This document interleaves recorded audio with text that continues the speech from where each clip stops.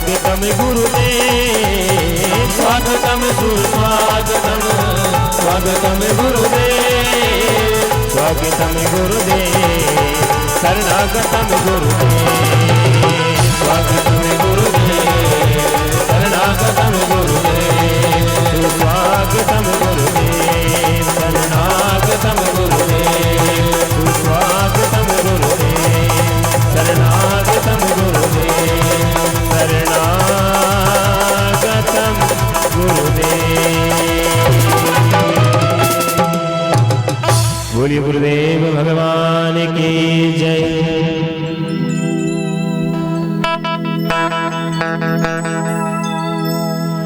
और महाराज श्री का आगमन कथा पंडाल पर हो चुका है। आप समझ जनता जनार्दन जहाँ तक भी हमारी आवाज पहुँच रही है, आज संध्याकालीन द्वितीय दिवस की कथा प्रारंभ होने जा रही है। आप सभी अपने समय का विशेष ध्यान रखते हुए शीघ्र कथा मंच पर पहुँचे और आज द्वितीय दिवस की सुंदर कथा का श्रवण पान कर अपने जीवन को कृतार्थ करें। श्री राधे, श्री राधे।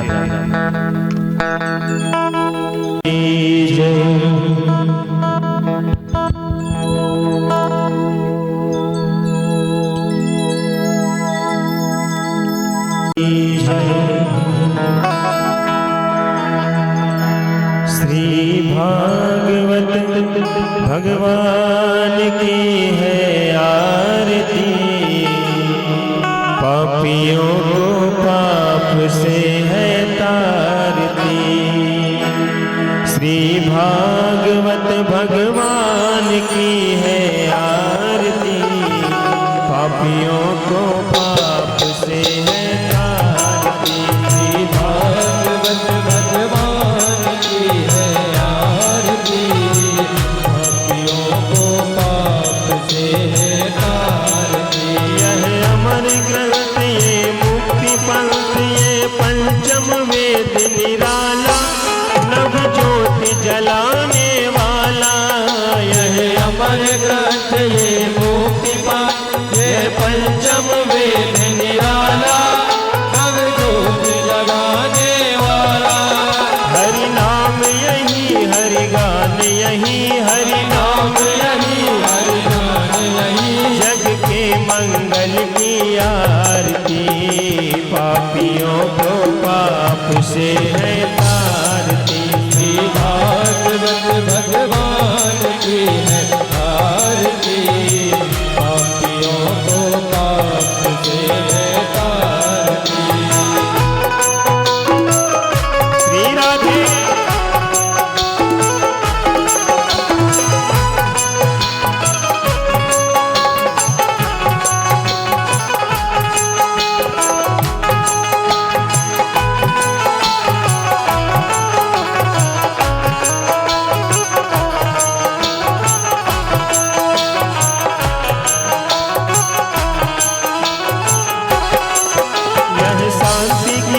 पावन पुनीत पापों को मिटाने वाला, हरि दर्श कराने वाला।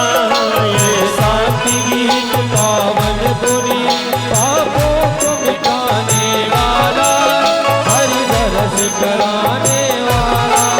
यह सुख करनी यह दुख हरनी, यह सुख करनी यह दुख हरनी। श्री मधुसूदन की आरती, पापियों को पाप से है तारती। श्री भागवत भगवान की है आरती, पापियों को पाप से है तारती।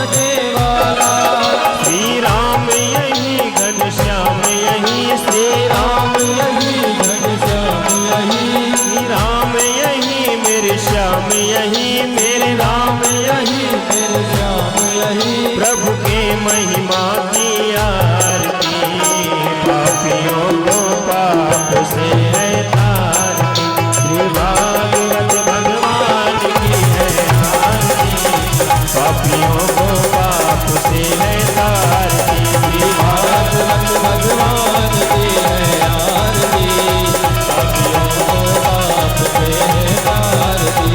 कर्पूरी गौरम करुणावतारम संसार सारम भुजगेन्द्रहारम सदा वदन्तमे प्यारे मंदार माला हृदयालिकाये कपाल माला शशिखराय दिगंबराय दिगंबराय नमः शिवाय नमः शिवाय। त्वमेव माता च पिता त्वमेव, त्वमेव बन्धु च सखा त्वमेव, त्वमेव त्वमेव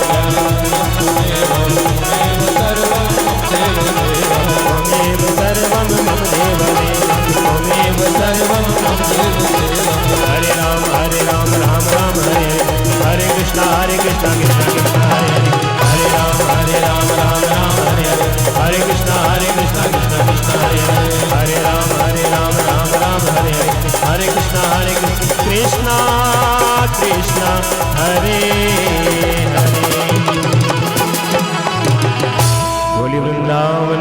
स्वस्ति श्री गणेशाय नमः।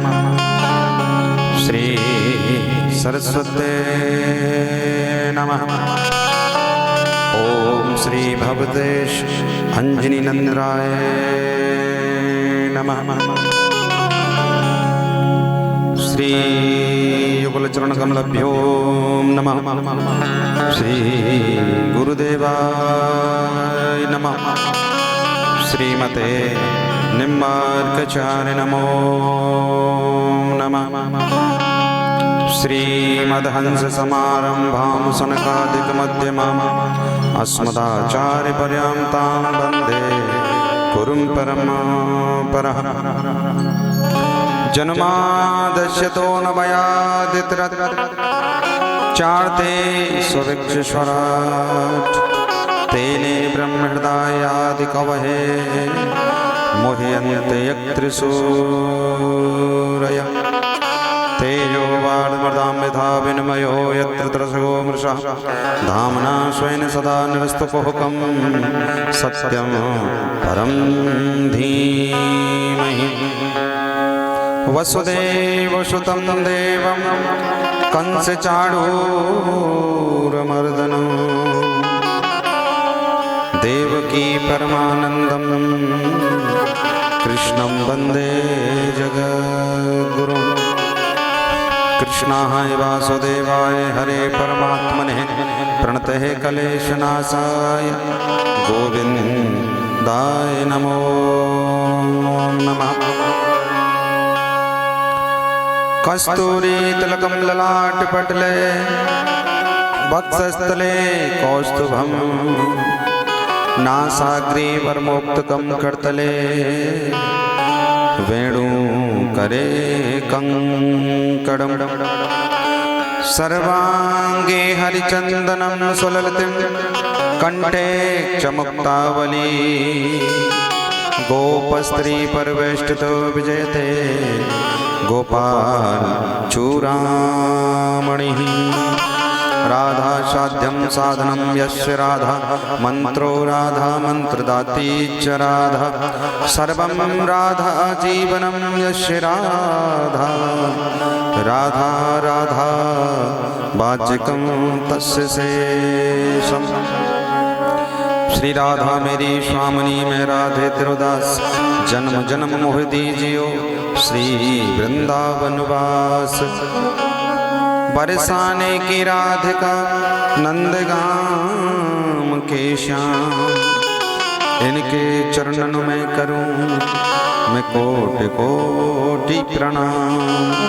माता मेरी राधिका पिता मेरे घनश्याम इन दोनों के चरण में मेरा बारंबार प्रणाम।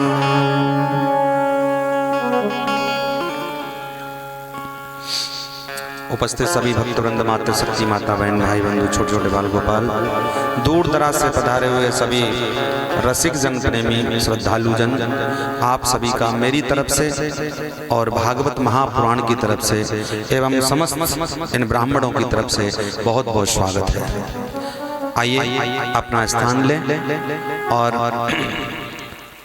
अपने जीवन का जो पड़ाव जहां विराम दिया था उसी पड़ाव पर आप आए, अपने जीवन को खोजें और लेकर के चलते हैं उसी नैमिषारण्य क्षेत्र में जहां पर संध्या के समय विराम दिया था कथा को। उसी कथा को हम और आप मिलकर के प्रवेश करें उसी कथा में और आगे बढ़ाएं, धर्म की ओर लेकर के चलें और धर्म बढ़ाएं। सभी मेरे साथ में दोनों हाथ जोड़ें।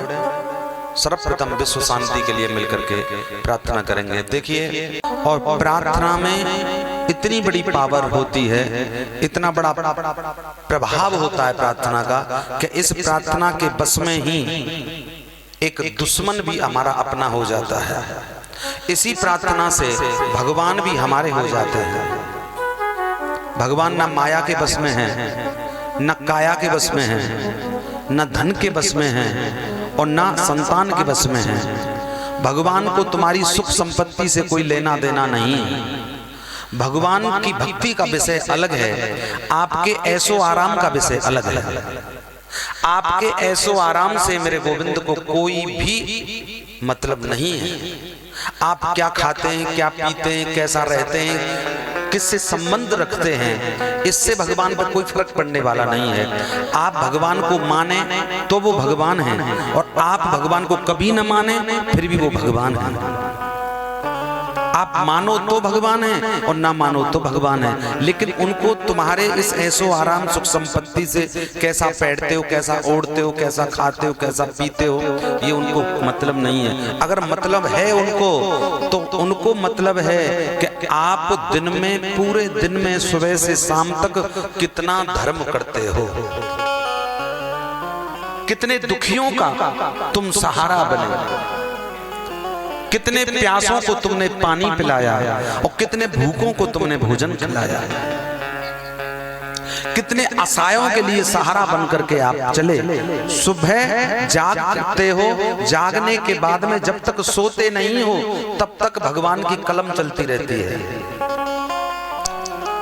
तेरे हर कर्म को लिखते चले जाते हैं वो।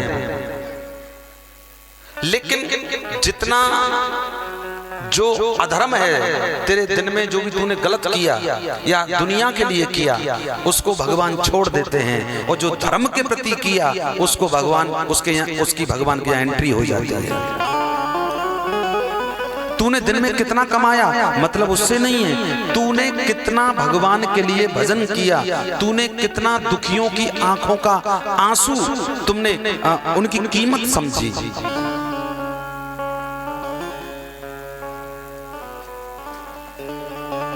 हर व्यक्ति को दिन में एक न एक व्यक्ति तो दुखी मिलता ही होगा।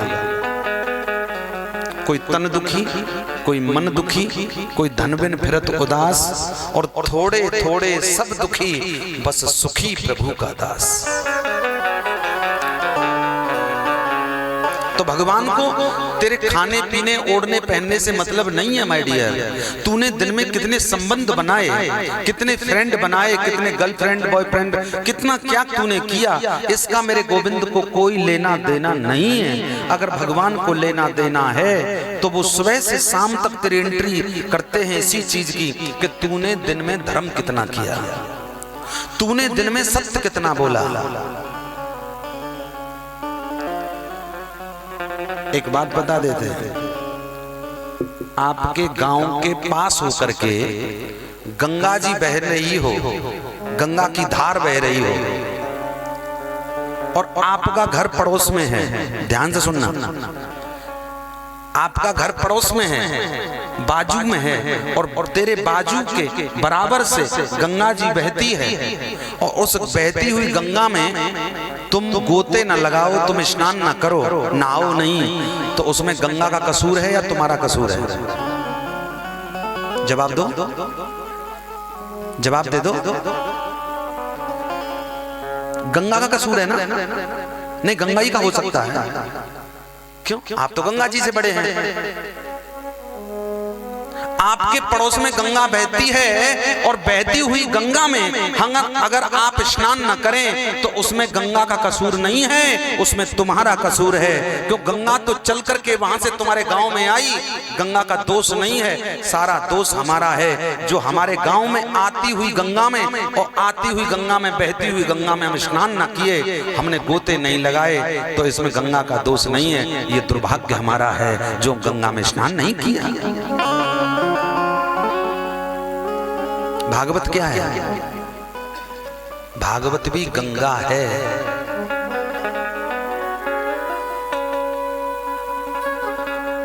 वो तन का दूर कर देती है, तन का मैल, छोटे मोटे पापों को नष्ट कर देती है, वो गंगा जी। लेकिन ये गंगा एक ऐसी अद्भुत गंगा है जो तन का मैल भी साफ करे न करे, लेकिन तेरे मन के मैल को धो के डाल देती है। ऐसी है ये ज्ञान गंगा। ताली तो बजेंगी नहीं आपसे, इतने अपाइज हो गए हैं आप लोग। हाँ, लोहे की जंग को तो रेगमाल से छुड़ा सकते हैं, लेकिन इंसान पे जंग लग जाए छोड़ो, आपकी जंग को ये भागवत छुड़ा देगी मेरे प्यारे।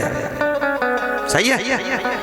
आइए दोनों हाथ जोड़े और चलते हैं, गंगा में गोता लगाते हैं। और ये माइक के माध्यम से आवाज देता हूं मैं उनको जो घर में बैठ करके आनंद ले रहे हैं, उनसे प्रार्थना है मेरी, हो सके तो आप कथा पंडाल में आ जाइए। अगर आपके हाथ पैर चलते हैं तो आप कथा पंडाल में आ जाइए, और अगर इस लायक नहीं है तो आप जहां हैं आप वहीं बैठे रहें, और वहीं बैठ करके इन श्रवणों को, इन कानों को भगवान की कथा के माइक से लगा दीजिए। मेरा गोविंद की कथा बड़ी दयालु है, यहीं से तेरा वहीं कल्याण कर देगी, उद्धार कर देगी तेरा। और अगर तू अपाइज नहीं है, चल सकता है, फिर सकता है, तो तुझे पंडाल में आना पड़ेगा। दूर करता है।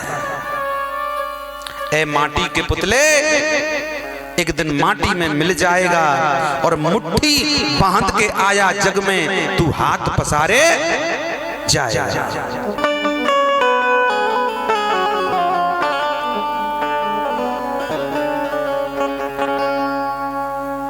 इंसान का अहंकार इंसान को मिट्टी में मिला देता है। अब वो अहंकार चाहे किसी का हो, चाहे वो धन का अहंकार हो, चाहे वो बल का अहंकार हो, चाहे वो संतान का अहंकार हो, और चाहे वो विद्या का अहंकार हो, और चाहे वो ऐश्वर्य का अहंकार हो, सुंदरता का। किसी पे धन ज्यादा हो जाता है उसको अहंकार हो जाता है, हाँ जी कि ना जी। किसी में बल ज्यादा होता है, पद ऊंचा मिल जाए किसी को तो उसको अहंकार हो जाता है। किसी के यहाँ 2-4 संतान ऐसी हो जाए, बलवान हो जाए, संतान का अहंकार हो जाएगा। कोई ज्यादा पढ़ जाए, कभी कभी पढ़े लिखों को अहंकार हो जाता है, होता है कि नहीं? मैंने इतनी क्लास पढ़ी, पढ़ा लिखा होकर के मैं कथा क्या सुनूंगा? अगर मैं कथा सुनूंगा पढ़ा लिखा होकर के तो गांव के लोग क्या कहेंगे? ओ, इतना बड़ा पढ़ा लिखा होकर के कितना गमार बन रहा है जो जमीन में बैठ के कथा सुन रहा है।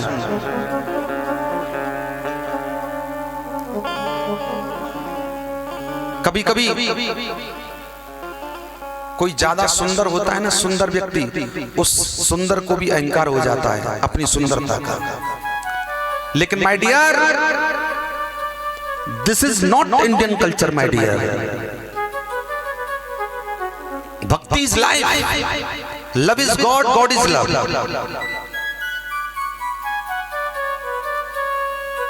यहां ये इतनी बड़ी क्लास है लेकिन कम दिनों के लिए लगती है, और वो बहुत बड़ी क्लास है।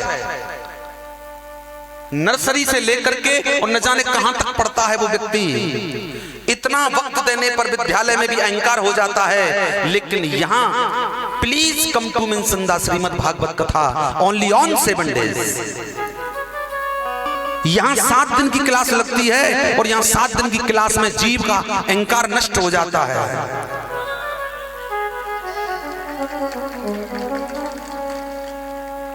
बोलो वो क्लास अच्छी कि ये क्लास अच्छी? जवाब दे दो, कौन सी क्लास अच्छी है? जिस क्लास में अहंकार होता है, जो अपने बालापन से लेकर के जवानी को भी वहां खत्म कर देता है। मम्मी पापा इंतजार देखते हैं घर पे, हमारे बेटा बेटी आ रहे होंगे, और बेटा बेटी वो क्या बोलते हैं हमारे ब्रजभाषा में, गुलछर्रे उड़ाता है, गुलछर्रे। इसमें सारा कसूर माँ बाप का है, संतान का नहीं। अभी भी मैच खबर मिली है मुझे,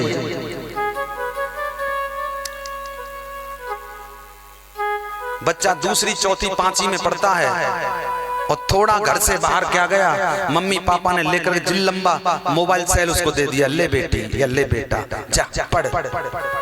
पढ़ नहीं, ये बोल के बिगड़, ले बेटा ये बिगड़ जा।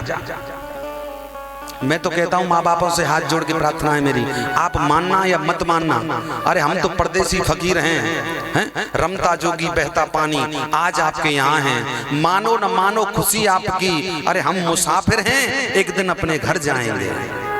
लेकिन मेरा कहना आपसे यही है, कथा प्रारंभ करूंगा, मेरा कहना एक ही है कि जब तक बेटी या बेटा जब तक इंटर पास न कर ले, 12 पास न कर ले, तब तक उसको मोबाइल फोन देने की जरूरत नहीं है।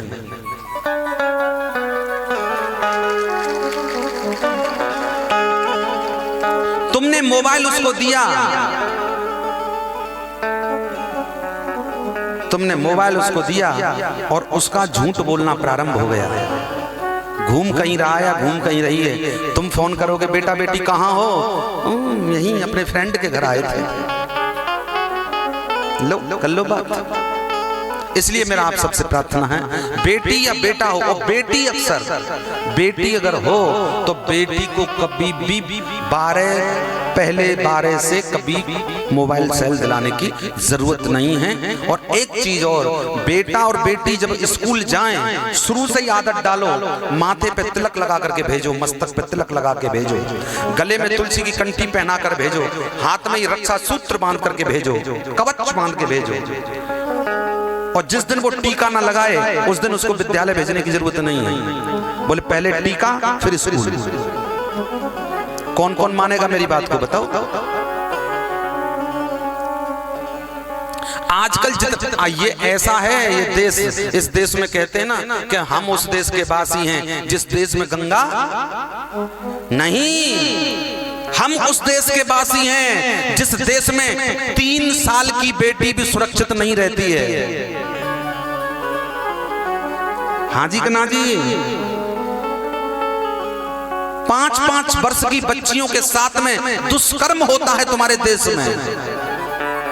इसको संतों की भूमि कहते हो? पहले एक रावण था जो राम ने मार दिया, आज हर गली में रावण बैठा है, कहां तक संभालोगे बेटी को? इसलिए मैं तुमसे कहता हूं कि जो तुम्हारी बेटी बाल बखेर करके जाती है, बाल खोल के जाती है, पहले चोटी बना करके भेजो, उन माताओं से कहना है, और मस्तक पे टीका लगा कर भेजो। यहाँ मोबाइल को जाने तो चूल्हे में, जिस हाथ में मोबाइल लेती है उस हाथ में मैं कहता हूं भजन करने की कंठी झोली लेकर के भेजो। किसी भी रावण की हिम्मत नहीं है जो तुम्हारी सीता की तरफ दृष्टि डाल जाएगा।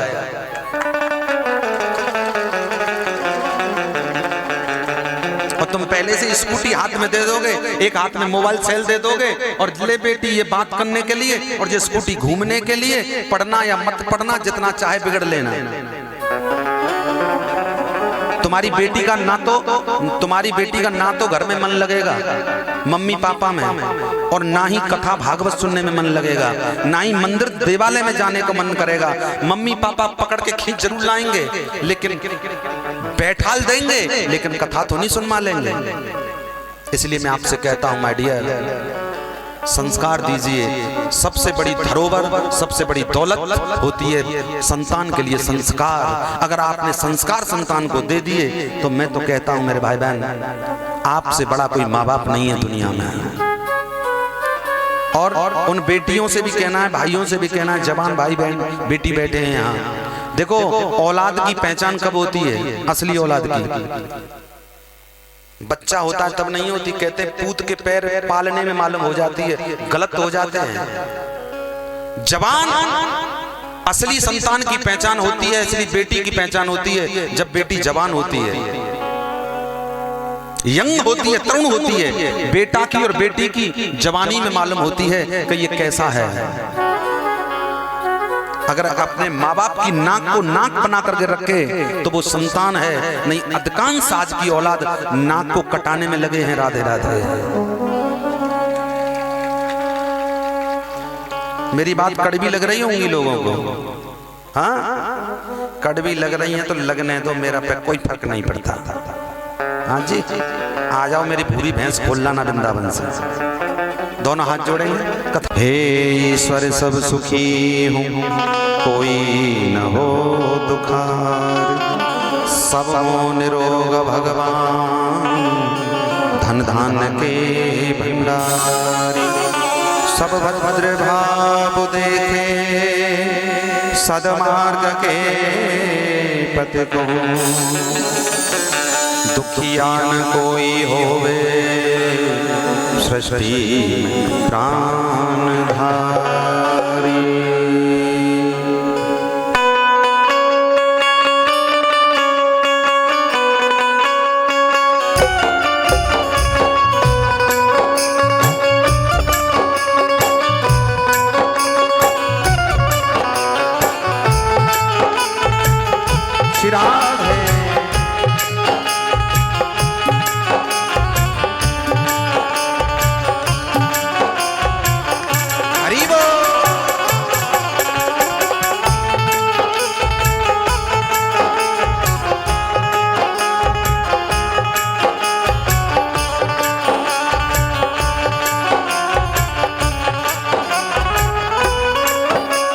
सुखी बसे संसार सब, दुखिया रहे न को, यह अभिलाषा हम सबकी भगवान पूरी हो। विद्या बुद्धि तेज बल सबके भीतर हो, दूध पूत धन धान से वंचित रहे न को।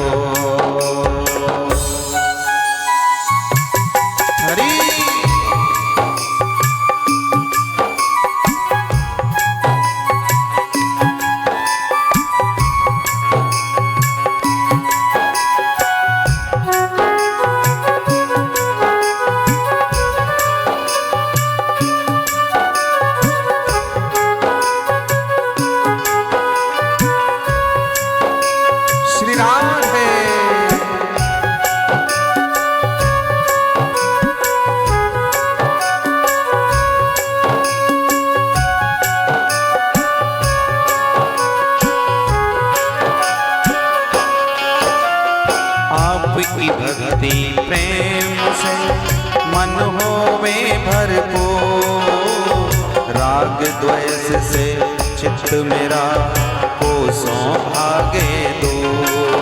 हाँ मिले भरोसा आपका हमें सदा जगदीश, आशा तेरे नाम की बनी रहे ममदी।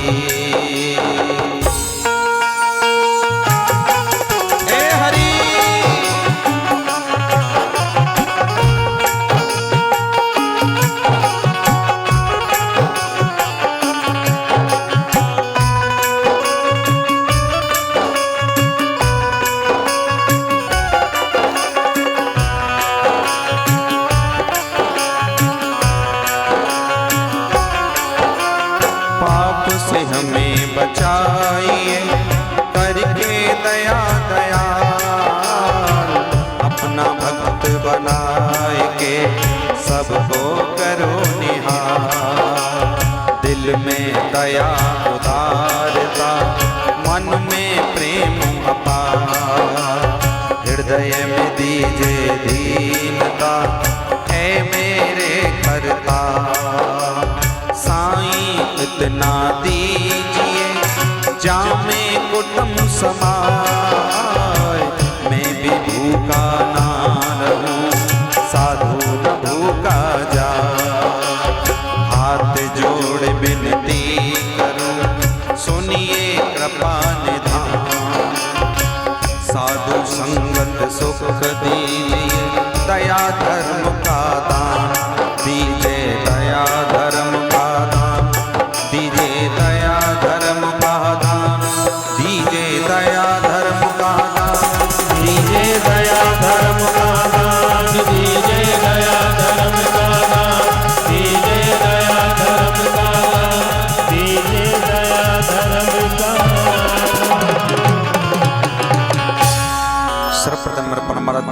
सर्वेश्वर भगवान श्री राधा कृष्ण के चरणों में मेरा कोट कोट प्रणाम, कोट कोट वंदन। उनसे प्रार्थना वो अपनी व्यास पीठ ग्रहण करें। इन्हीं को प्रांत में परम श्रद्धेय श्री सुखदेव भगवान के चरणों में मेरा सत सत प्रणाम, कोट कोट प्रणाम। उनसे निवेदन अपना स्थान ग्रहण करें। गुरुदेव भगवान के श्री चरण कमलों में मेरा कोट कोट वंदन, कोट कोट प्रणाम। उनसे निवेदन, उनसे प्रार्थना वो अपना शुभ आशीर्वाद में प्रदान करें। स्थान देवता, नगर देवता, वास देवता, संत समाज, भक्त समाज, विद्युत समाज, ब्राह्मण समाज, सभी धर्म सभी समाज से पधारे हुए सभी भक्त बंधुओं को मेरा व्यासपीठ से कोट कोट वंदन, कोट कोट प्रणाम। जो इस समय मुझे दूर दराज तक श्रवण कर रहे हैं और YouTube के माध्यम से देश विदेश में मुझे देख रहे हैं, उन सभी प्रभु प्रेमियों को मेरा व्यासपीठ से प्रेम भरा राधे राधे। मत बोलो मेरा क्या है, जो गाएगा वो पाएगा तेरे हवाले, ओ मुरलिया वाले।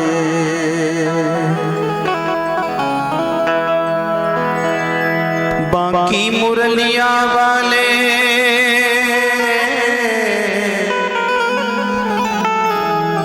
बाकी मुरलिया वाले, बाकी बसुरिया वाले,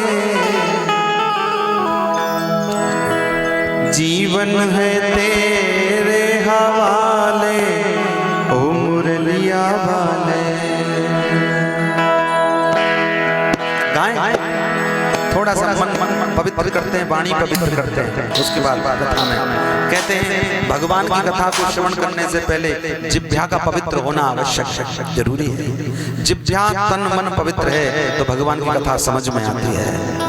मन को रंग लो भगवान के रंग में। कीर्तन कथा का श्रृंगार है। जैसे स्त्री का श्रृंगार वस्त्र होते हैं और श्रृंगार होता है स्त्री का, पुरुष का भी श्रृंगार स्त्री होती है। इसी प्रकार से हर व्यक्ति का कोई ना कोई श्रृंगार होता है, हर चीज का कोई ना कोई श्रृंगार होता है। ठीक उसी प्रकार से भगवान की कथा का श्रृंगार है कीर्तन। और श्रवणम कीर्तनम, भगवान को कीर्तन बहुत प्रिय है। कीर्तन भगवान से मिलने का शॉर्टकट मार्ग है। समझ भगवान के दो रास्ते हैं, एक तो कथा और एक कीर्तन। कथा का जो मार्ग है वो थोड़ा लॉन्ग है, हल्का लंबा है, वो भी वही जाता है ठाकुर जी के घर दरबार में। और कीर्तन का मार्ग जो है वो शॉर्टकट है। आजकल की दुनिया, कलयुग के प्राणी शॉर्टकट ज्यादा मारना चाहते हैं, तो शॉर्टकट है कीर्तन मार्ग भगवान से मिलने का। तो आइए थोड़ा कीर्तन के मार्ग से चलते हैं, फिर भक्ति के मार्ग से चलेंगे, कथा के मार्ग चलेंगे। बाकी मुरलिया वाले, बाकी बसुरिया वाले, ओ बाकी मुरलिया वाले, बाकी बसुरिया वाले, जीवन है तेरे हवाले, मुरलिया वाले, जीवन है तेरे हवाले, मुरलिया वाले, जीवन है तेरे हवाले, मुरलिया वाले।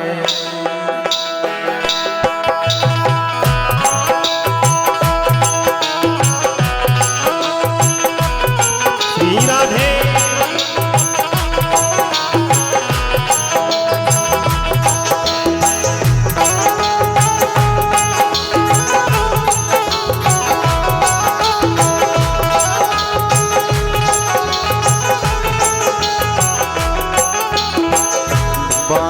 मुरलिया वाले, बाकी बसुरिया वाले, बाकी मुरलिया वाले, बाकी बसुरिया वाले, बाकी मुरलिया वाले, बाकी मुरलिया वाले, बाकी मुरलिया वाले, बाकी मुरलिया वाले,